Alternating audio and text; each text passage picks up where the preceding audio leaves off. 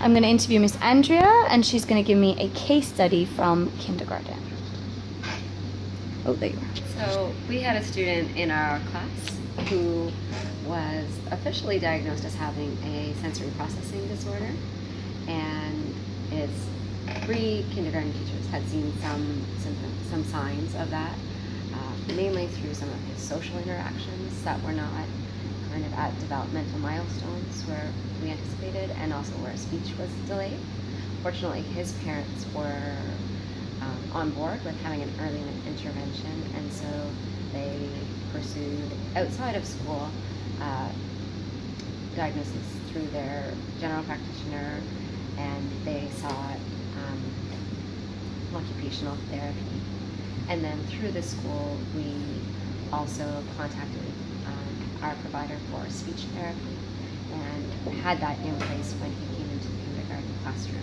So that student continued to receive speech therapy through the school, and some occupational therapy through the private sector.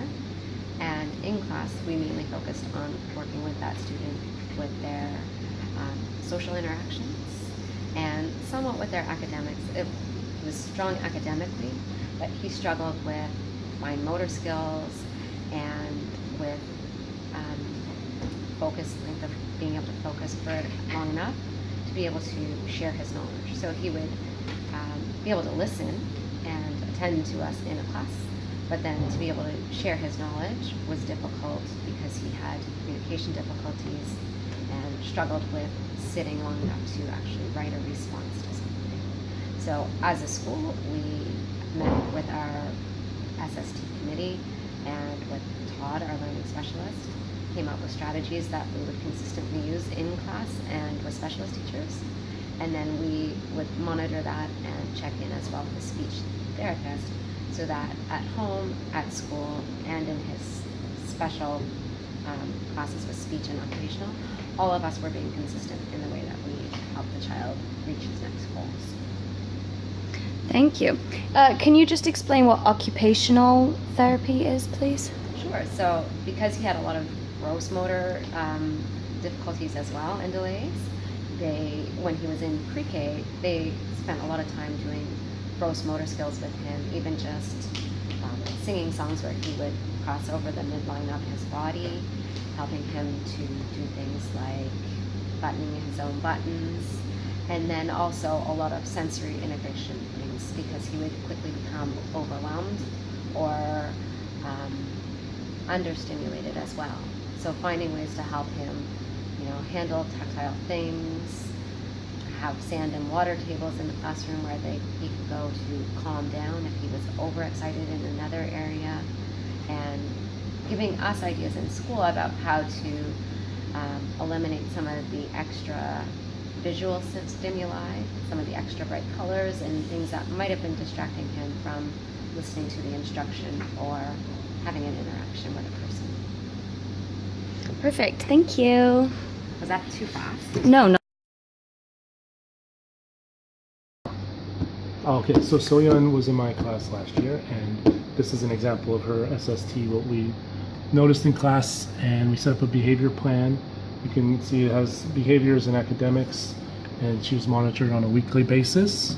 Okay, a lot of it was built around praising her for doing a good job and not giving up, because she had the habit of always giving up when something was difficult academically. Oh. Sit and not write for 20-30 minutes more than a word, and she's very capable of doing more. So it was a lot of redirection and gentle support, but there's also you could tell things going on at home that she wasn't getting the support she really needed academically to practice until we started speaking with the parents, and her math got better as the year went on, and writing, she could write for longer periods as the year went on, but she still gets stuck on things like spelling and that sort of stuff. She wants to be perfect when she's not ready to be, I guess.